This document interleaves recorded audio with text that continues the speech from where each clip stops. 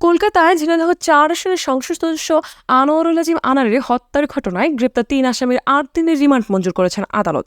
শুক্রবার ২৪ মে ঢাকার chief metropolitan magistrate CMM আদালতের ম্যাজিস্ট্রেট দিলরুব আফরোজ তিথির আদালত এই আদেশ দেন।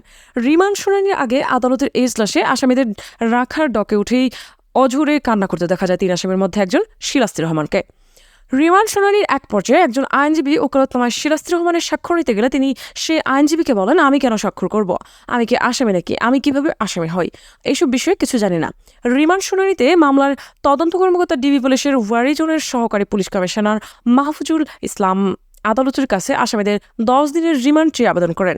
এই সময় রাষ্ট্রপক্ষ থেকে রিমান্ডের পক্ষে শুনানি করা হয়, তবে আসামির পক্ষে কোনো আইনজীবী ছিলেন না। শুনানি শেষে আদালত প্রত্যেকের ৮ দিন করে রিমান্ড মঞ্জুর করেন। আদালতে শেরে বাংলানগর থানার সাধারণ নিবন্ধন শাখার কর্মকর্তা পুলিশের উপপরিদর্শক সেলিম রেজা বিষয়টি নিশ্চিত করেছেন। এর আগে দুপুর ২:৩০টার দিকে ঢাকার মেট্রোপলিটন ম্যাজিস্ট্রেট আদালতে তাদের হাজির করা হয়।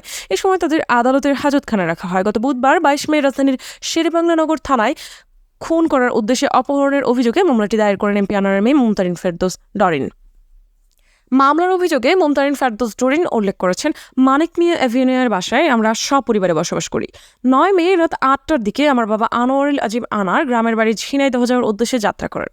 ১১ মে বিকেল ৪:৫টার দিকে বাবার সঙ্গে ভিডিও কলে কথা বললে বাবা কথাবার্তা কিছুটা অসংলগ্ন মনে হয়।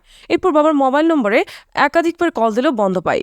১৩ মে বাবার ভারতীয় নম্বর থেকে উজির মামার হোয়াটসঅ্যাপে একটি খুদে বার্তা আসে। এতে লেখা ছিল, আমি হঠাৎ করে দিল্লি যাচ্ছি, আমার সঙ্গে ভিআইপি রয়েছে, আমি অমিত শাহর কাজে নিউ টাউন যাচ্ছি, আমাকে ফোন দেওয়ার দরকার নেই, আমি পরে ফোন দেব। এছাড়া আরও কয়েকটি বার্তা আসে। খুদে বার্তাগুলো আমার বাবার মোবাইল ফোন ব্যবহার করে অপহরণকারীরা করে থাকতে পারে।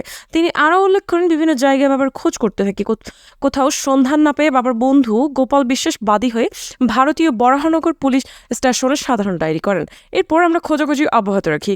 পরবর্তী সময়ে বিভিন্ন গণমাধ্যম ও সামাজিক যোগাযোগ মাধ্যমে জানতে পারি অজ্ঞাতনামা ব্যক্তিরা পূর্ব পরিকল্পিতভাবে পরস্পর যোগসাজশে বাবাকে অপহরণ করেছে। এ নিয়ে আপনার কি মন্তব্য? কমেন্ট করে জানাতে ভুলবেন না।